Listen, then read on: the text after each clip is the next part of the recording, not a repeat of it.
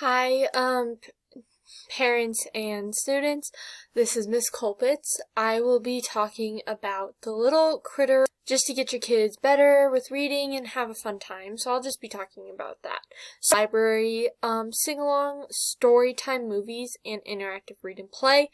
And then the rest is just like worksheets and stuff that I will print off for them to do in class, or you could as well at home if you would like.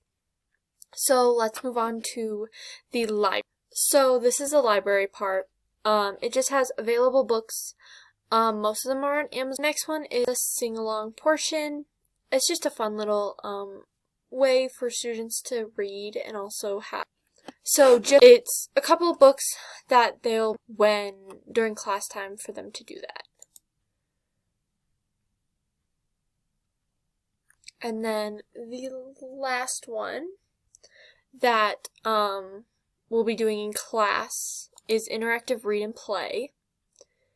And this is just the lunch of the story. And then read along with it. And they get to play.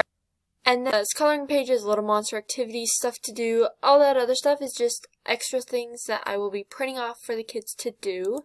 So let's just look at the coloring pages. Like if they have free time, like if they finish their morning work, and then I'll also show the, some activities that you could also do at home if you would like.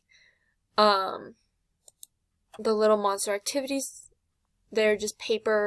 A lot of the books in the classroom, but obviously we can do something, anything else, like if the kids look and find activities that they want to do in class that's like learning for them, I will totally look at them and have them do them if they would like. So yeah, that is basically much it. I will have the link for this website on my Google Classroom page underneath the little monsters activities for them to do. So if you would like, feel free to email me. And I hope this will be helpful for all of your kids. Thank you.